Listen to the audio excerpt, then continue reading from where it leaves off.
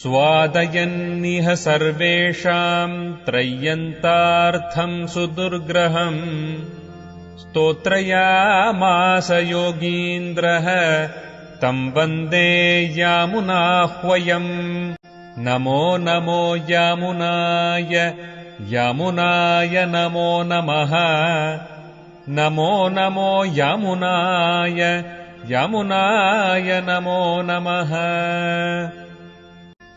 यत्पदाम्भोरुहध्यान विध्वस्ताशेषकल्मषः वस्तुतामुपयातोऽहम् यामुनेयम् नमामि तम् स्वधर्मज्ञानवैराग्य साध्यभक्त्येकगोचरः नारायणः परम् ब्रह्म गीताशास्त्रे समीरितः श्रीमान् वेङ्कटनाथार्यः कवितार्किककेसरी वेदान्ताचार्यवर्यो मे सन्निधत्ताम् सदा हृदि श्रीमान् वेङ्कटनाथार्यः कवितार्किककेसरी वेदान्ताचार्यवर्यो मे सन्निधत्ताम् सदा हृदि स्वादयन्निह सर्वेषाम् त्रय्यन्तार्थम् सुदुर्ग्रहम्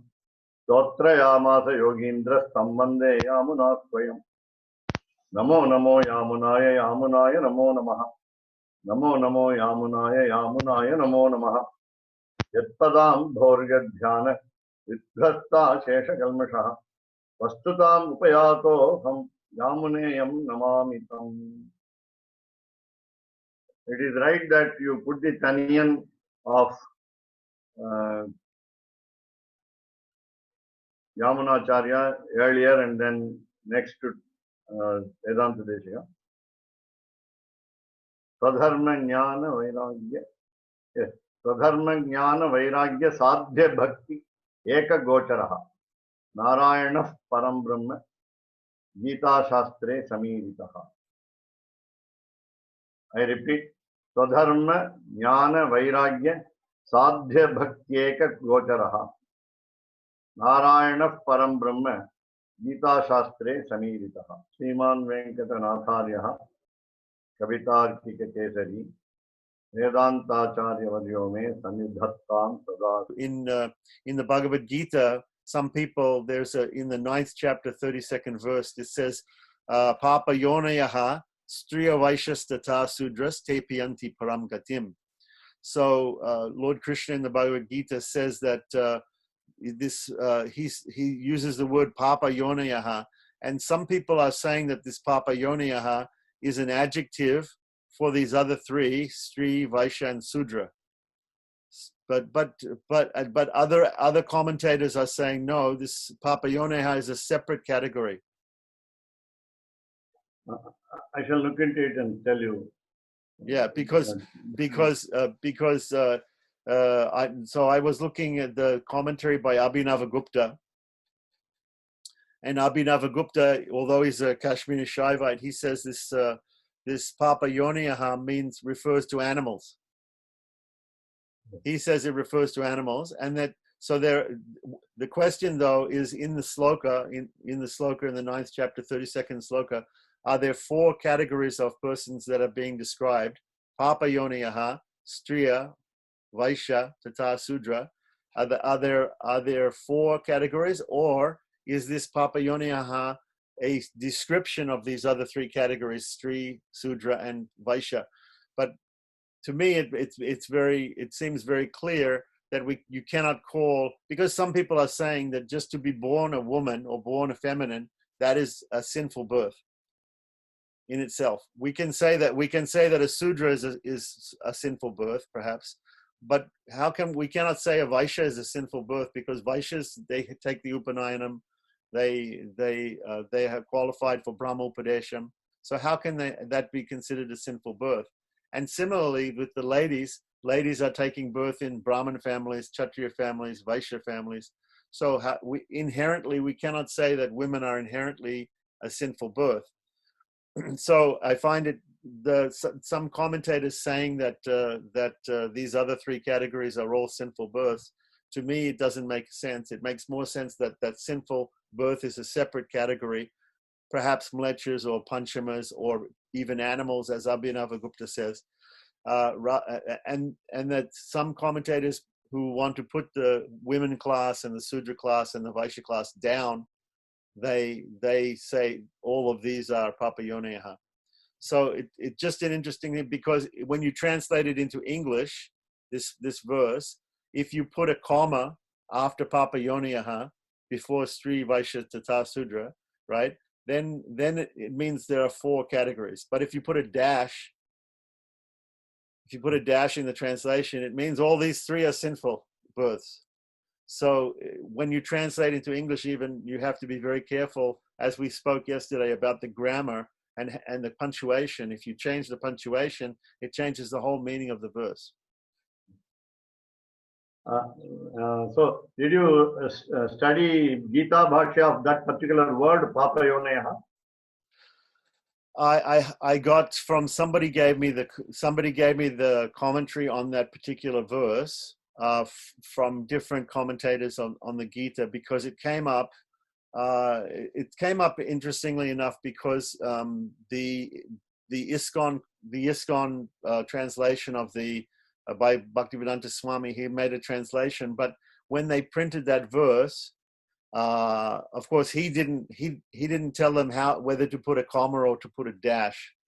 So when they printed that, they put a dash. But there are other English translations by other Gaudiya acharyas that have put a comma after Papayoneha rather than a dash.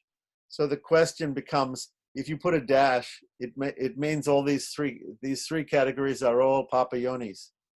If you put a comma, it means there are 4 categories, that Papayonis is a separate category for women, separate from Vaishyas and separate from Sudras. So it becomes very important whether it is a comma or a dash. So everybody is discussing whether that should be changed, whether the printing, instead of putting a dash, whether they should put a comma instead, just like everyone else. The other Gaudiya acharyas have also just classified it as a separate category, Papayoneha. So yeah, I saw some commentaries by different acharyas on that verse, and it seemed most reasonable to me that it should be a separate category. But people have their other interpretations also. So let us see that before tomorrow, the very commentary of that particular word from the Gita Bhashya of Sri Ramanujacharya. Then we'll be able to understand more. And you can also consult Madhvacharya's Bhashyam, so that yes, if some fresh light is thrown on that particular word, term, then we'll be happy to include of course, punctuation and punctuation may not help very much, right? Because there's no punctuation in translation. Translation, neither there is punctuation in Sanskrit. Therefore, so we'll find out. Yes. Also, another thing is I didn't get time, but I want to also look up this Bhuma Vidya, yeah. Bhuma Vidya as one of the 32 Vidyas. Yeah, I wanted to look that up, but I didn't get time. What Keshav Das Swami says, why this feminine gender is taken so important by Swami Vedanta Desika. That is because for you. I understand, but I feel it's not necessary to just to say that mentioned separately. So I feel it's not a correct logic there. No. Because I told you earlier that there are restrictions to study scriptures. Yeah. There are restrictions to study. There are people today, even Poundarikapuram Andavan, who lived for 91 years, is called Paravakote. And there is one more exponent of so many, what we call discourse giver in Tamil Nadu. who say that Vishnu Sahasranama should not be recited by ladies. I know. I feel when you, how can you discriminate that when, especially when related to God? Everybody is Ah, equal to God. so suddenly you raise your head and oppose it. Why do you do that? That is why we said Bhagavad Gita can be studied by women. Yeah. Okay. Swami, I have seen, I used to participate in chanting of Vishnu Sahasranama in a mixed group of Sri Vaishnavas, and we used to do it antiphonally, that one stanza will be chanted by, one phrase will be chanted by one side of the room and another phrase by the other side of the room. And at one point in the recitation of Vishnu Sahasranama comes a Omkara. Yeah. And all the ladies will specifically, of the ladies from the Wadagalai group, will sit on the side of the room where they do not have to chant the Omkara in that, so it'll be chanted by the other side. But yeah, they're supposed to say it as and they are so supposed to say Om. Yes. Yes, as yes.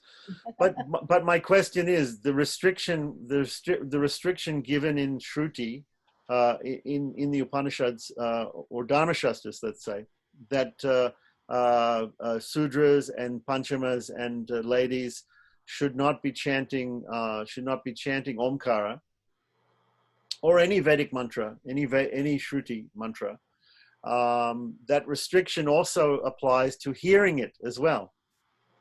Am I right? In Manu Dharma Shastra it says that they should not speak it, but they should not also hear it. So, can you explain how it's? I mean, now we hear even from the temple towers, they will play the tape Om Namo Narayana. Everybody hears it. Everybody hears it. Nobody objects to people hearing it, but still there's some objection for speaking it. Yeah. And even this, for example, I wanted to tell you, so going through Gitartha Sangraha, even as what you call Kalakshepa. Kalakshepa, it doesn't mean whiling away the time, but usefully spending the time. Chipu is to throw, Kalave is to kill the time. Kalakshepa is killing the time. So many people use this Kalakshepa as an orthodox habit of only very acharavan people with the strict formalities of Sri Vaishnava Sampradaya.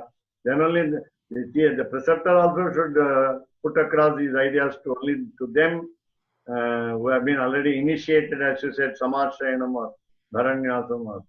So again, the Acharya should also be a qualified person in the same process. So that is many people discourage the study of certain texts, whereas Villivalam Ariyashingar, 45th Pontiff of Ahobilamat, has been giving lectures on Sri Bhashya to women, especially in Chennai. And all of them learned better than the men in the house. I mean, today we see, just like in Chennai, the Sanskrit College was being run by Professor S.S. Janaki. Yeah, and even Lakshmi Tadachar in Melkote, his wife and his sister are also great Sanskrit scholars. So it's very difficult for me to understand. I can understand perhaps in ancient times when the ladies were speaking Prakrit and they were not very educated. Perhaps they didn't even know how to read or write. That Sudras and ladies could be, but today we have the secular education, and we have many women who are excellent scholars. Certainly, that has to be taken into consideration when we say why they cannot be allowed to study scriptures. I mean, as you said, this Kalakshepam idea. Even in years gone past, the original system of the Sri Vaishnavas teaching the Rahasya Granthas, it was only taught by word of mouth, and then later on it became written down, and now it becomes translated into English and published all over the world. So anybody can read it, even if they haven't taken Samashrinam. So things have become more liberal in the sense of giving education. I mean, education is a gift, and Saraswati is the embodiment of education, and she has to be protected, of course, but at the same time, knowledge can be given away, is the only thing which we can give away, and we can still retain it ourselves. It is not diminished by giving it to others. No, I understand. Keeping anything as a secret will make people more curious to know what is that. That is why we call them secrets, mantras, ragasyas, and so on. You say Dvaya mantra, Ashtakshara mantra, and the Karma Shloka mantra, then everybody is indirectly encouraged to study. What is that? What is inside? So I think I'm going to have to change the name of all your lectures to Secret Doctrines, just to encourage people to come and to attend the class. Yeah. The English title will be more understandable and attractive also. Namaskaram, Swami. I think all the questions were answered already. My main question was about scriptures and restriction of reading scriptures by certain groups, and I think Keshava Swami already asked that. It's just that what is the main reason why scriptures were restricted by certain groups. I have my ideas. I'm thinking maybe due to interpretation, and that's why I want us to hear it from Guru. But what is the well-known idea why scriptures are restricted for certain people to read them and understand them? There are 2 points over that. Number 1, Chaturvarnyam maya srishtam guna karma vibhagashaha. He says, Lord Krishna says, I have created these 4 varnas. Why? Based upon the guna, the quality, karma, the action, rather what we call samskaraha, the latent impression of the previous birth, and therefore they are diversified. I would say the departments are allocated. It is what we call decentralization of the management. So number 1, education portfolio is allotted to the first class. The second, the administration of the government is given as a responsibility to the second Kshatriya. Then the business, to be very, very honest, I must say, because the word Sreshti, he must be the best person in the whole society. The business must be an honest business. And therefore he is called Shettiyar in Tamil, Sreshti in Sanskrit. When he goes wrong, the whole society is ruined. So the 3rd class. The 4th one is the service class. What we call the 4th class servant, we say. These 4 are there. And when the education portfolio is allotted to one group, then if there is a mixing of all these departments, there will be a confusion. And again, for example, the Brahmana, what we call the Dvija, the twice born, has got a lot of restrictions. Namely, he cannot do business. He is not supposed to do any business. For example, suppose he keeps some cows at home. He should never sell the milk. That is a very great restriction to a Brahmana. A Brahmana may be gifted with a cow. Godanam he can receive. At the same time, he cannot at any time sell the milk. The milk is for not sale from the Brahmana's cow. So these are all small restrictions. Now, when one portfolio has been allotted to a particular class, a Brahmana should not be a ruler. He doesn't know the administration, you can also say. Now, I mean, yesterday there was a question from one of my elderly friends, a professor of science. He asked me whether there was in Koyil Elugu of Sri Ramanujacharya, was there any grievance committee? Was there any the committee of complaints? Committee for complaints, internal complaints and external complaints.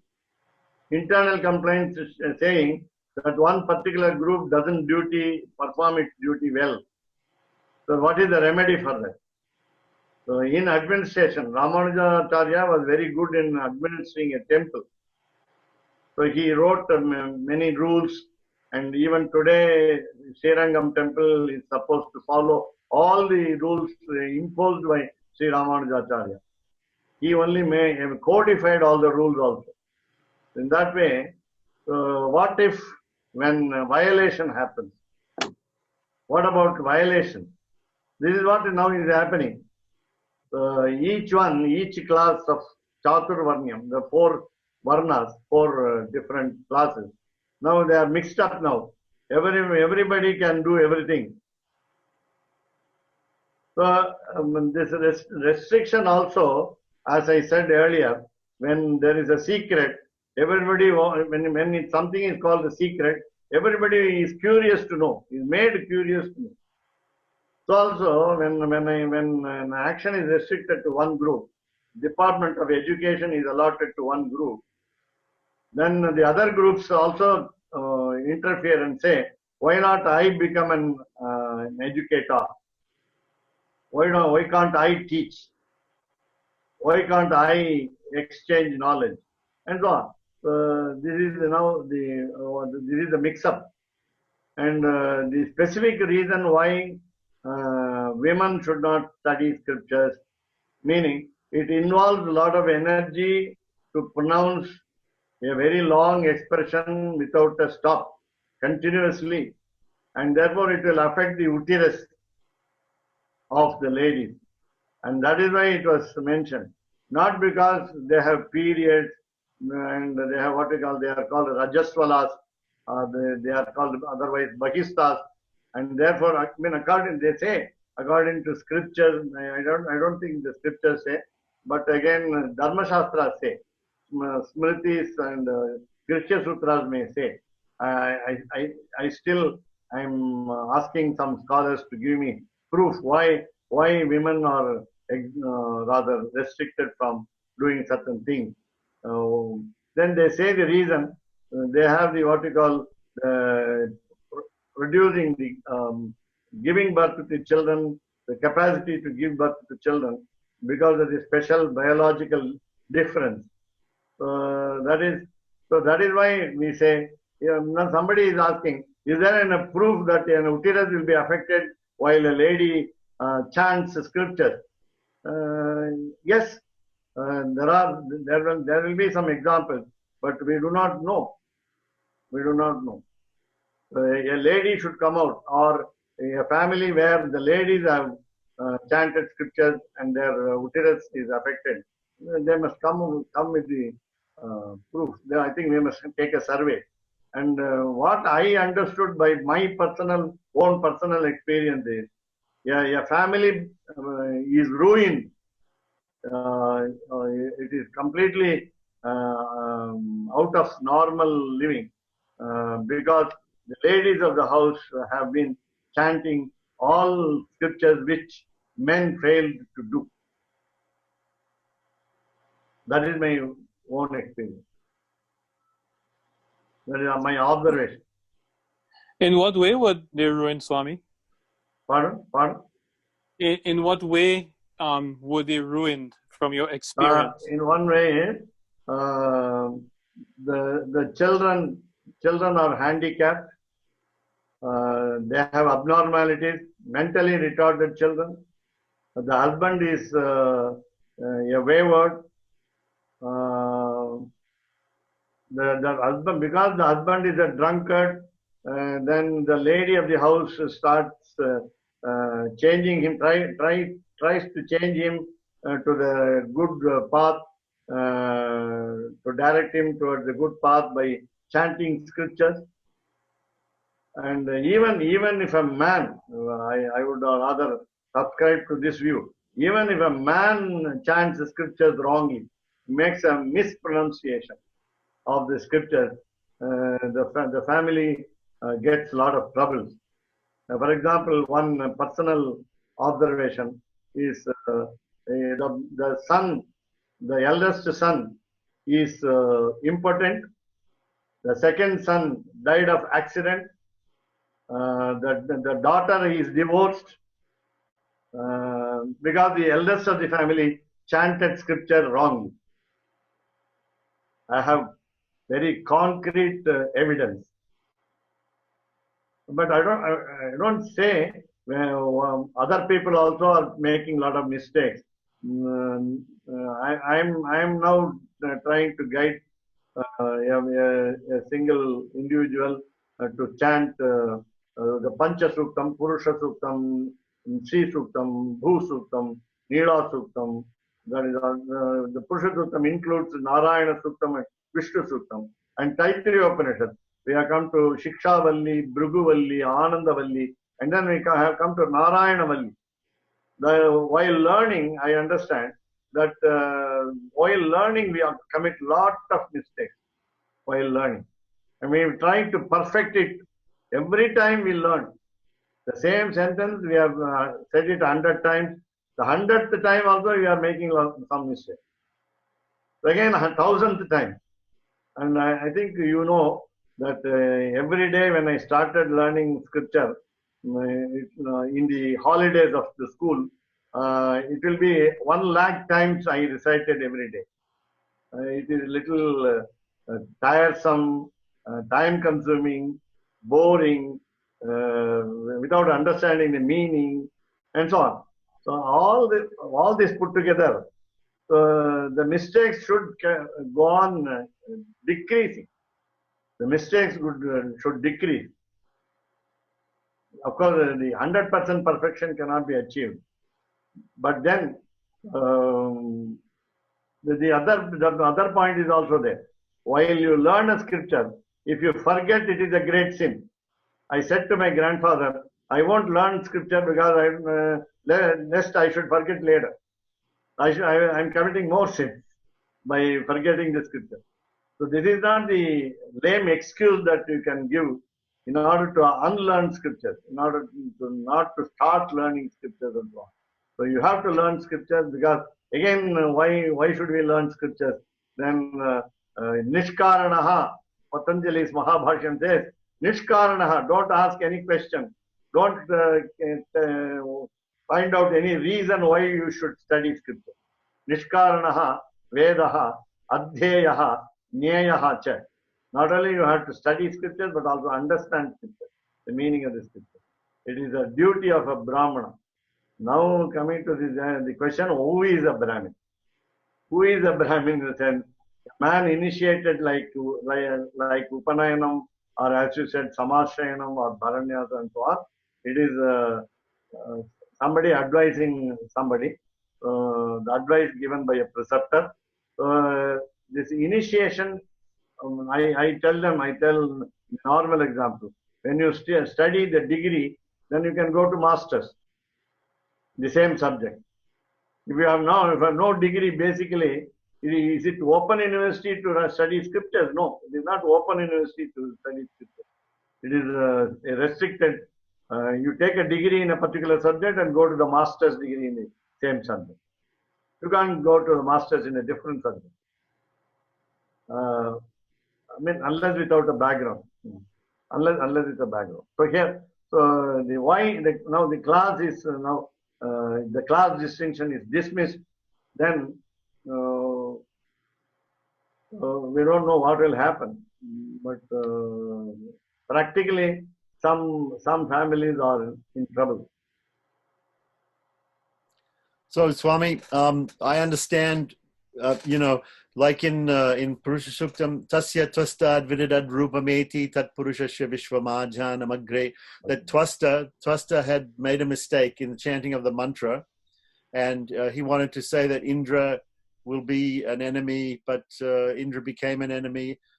So in the mispronunciation of especially Veda mantras, Shruti mantras, because of the swaram and everything, there can be a lot of mistakes.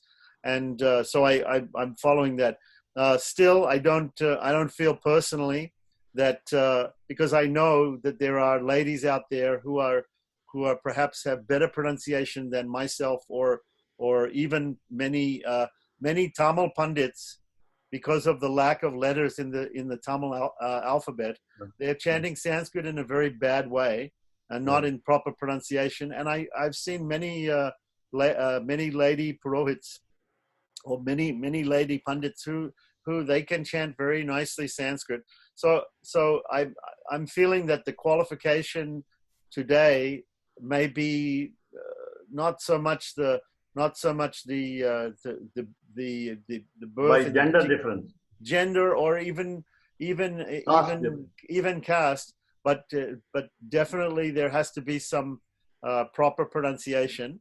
But I think with secular education in the modern era, we can see that people are even people from other castes and other genders, they're taking up the knowledge and the proper pronunciation of mantras and things in a nice way. So I wanted to add that who is a Brahmin? A Brahmanaha is what we call a spiritual soul, a soul attached to the spirit, the highest spirit. That is the basic explanation of Brahmana.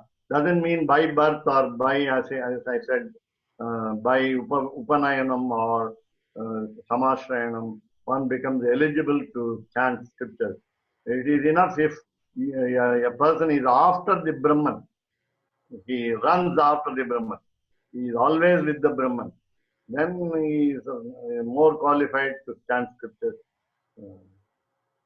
So there's no class distinction, caste distinction whatsoever.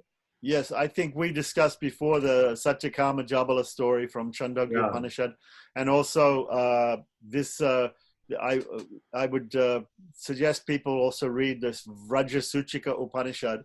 It's a minor Upanishad, but it deals with this subject, and it asks the question: who is a Brahmana?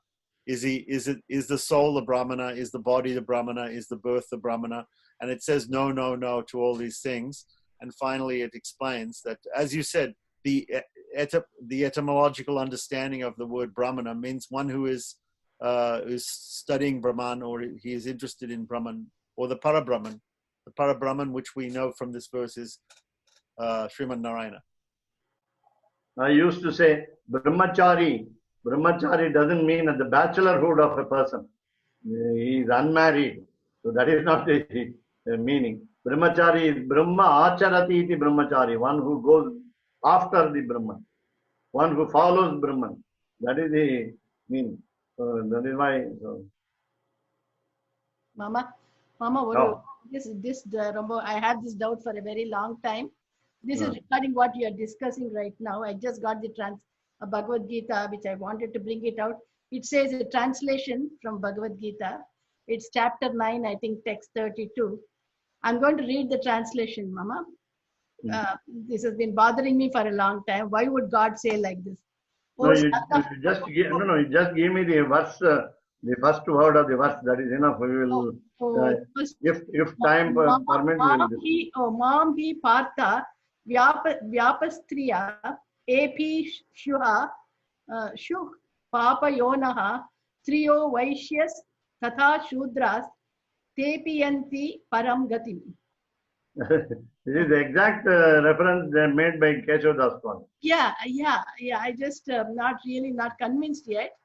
Why would God say we are of a lower class, and why is Shudras of lower class and Vaishyas? It's still, I'm not still convinced.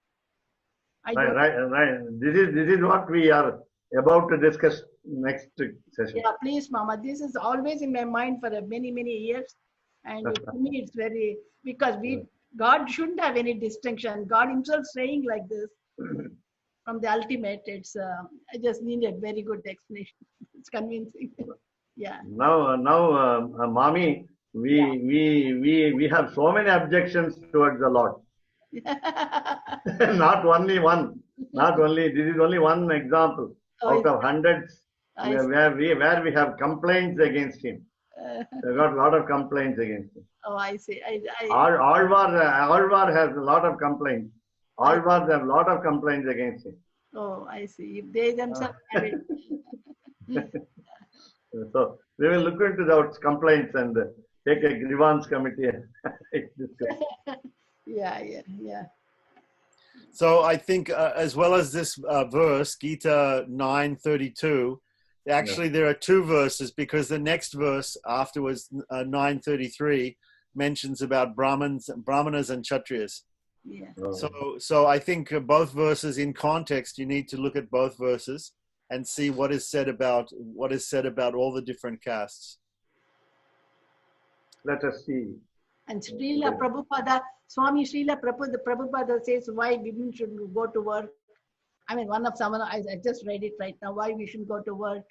Because once we go to work, we don't have the instinct to get to have children. Once we don't have children, there's all the progeny and everything goes down. That's one of the reasons I read that. We can't fight for equal rights with men. Well, we have a place in the house. There's beauty in that house. Yes, of course. This was the argument made by Arjuna at the beginning of the Gita. He said, if I fight this war, all these people will die, all the men will die, and then the women will be unprotected. And because the women are unprotected, there'll be a big problem in society. Yeah. But actually, Krishna rejected that. He rejected that argument. Yeah. And ultimately, Arjuna did fight, and all the men did die. So the question comes up: is this argument by Arjuna a good argument that women should be protected in the sense like we were talking about knowledge? If we see knowledge as a lady, as Saraswati, then we feel like we have to protect her and not let the Sudras and Malechas and even the ladies know about the knowledge of the scripture. But the thing is that I don't see at this point with secular education that ladies also have once ladies get educated, then they're also able to get jobs. Then they're also able to make their own money. Then they're able to make their own decisions. And then the men get very upset. Oh, the women now think that they're equal. Actually, they are equal because they have the knowledge, they have the money, they have the education, they have the jobs. So they even become the leaders of the countries. And as I was seeing yesterday in the television, all of the female leaders of countries around the world have done much better than the men in dealing with this coronavirus problem. In dealing with the virus problem. The women leaders in Europe, the women leaders in Germany, Sweden, Germany, New Zealand, all these people, all these countries that are run by women, somehow they are doing much better than the men. Keshavdas, I don't agree that the women have to have that position, because there's going to be clashes in the house, and no, a house will not be organized. There's no food in the house. There's no happiness in the house. The women has a place by gods or whoever destined. We have a place, and we have. If you can do all that and then go to work, I agree. But if you don't cook your food, clean the house, take care of the children, and then go out, sure. That's going to be unhappiness.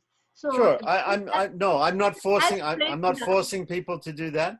I'm just saying if some woman wants to learn Shastras or wants to learn anything and wants to go out and get a job and if she can do all those things, if she has to balance it out, then I will touch her feet and I will prostrate before her. If she can do everything. The problem that I personally feel is first we are jealous of the women as men, and then the second point is we get less opportunities of employment, and third is the economic independence of women has affected the men, but because they are now getting less salary, and a girl is not ready to marry a boy with a low salary, and then so marriages do not happen. The families do not come up. The less opportunity, less number of opportunities for. That is why Govindacharya's question is why the scriptures are restricted to one class, or again one class, men only. If women also take up the mantle of teaching scriptures to everyone, then we people we are like us will not have any room for employment. They will usurp us, and they will dominate. In case of some countries like India, I would always subscribe to the view that they have done more harm as leaders. Indira Gandhi said the corruption is global. And when we questioned her why this country is corrupt, she said the corruption is global. America also is corrupt. Therefore, we also are corrupt. Silly argument, yeah. I agree. Women can be just as corrupt as men, as leaders. I agree with that. But at the same time, I think they also can be good leaders also. So I don't judge anybody by whether they wear a sari or a dhoti. I only judge them by the words that come from their mouth and their understanding of Shastra. That's all. Swadayaniha sarvesham trayantartham sudargraham stotrayamasa yogindraha sammande yamunasvayam. Namo namo yamunaya yamunaya namo namaha. Namo namo yamunaya yamunaya namo namaha. Yatpadam bhorga dhyana vidhvasta chesha kalmashaha vastutam upayatoham yamunayam namamitam. Kavitarkika simhaya kalyana gunasaline Srimate Venkateshaya Vedanta Gurave Namah. कवितार्किकसिंहाय कल्याणगुणशालिने श्रीमते वेङ्कटेशाय वेदान्तगुरवे नमः.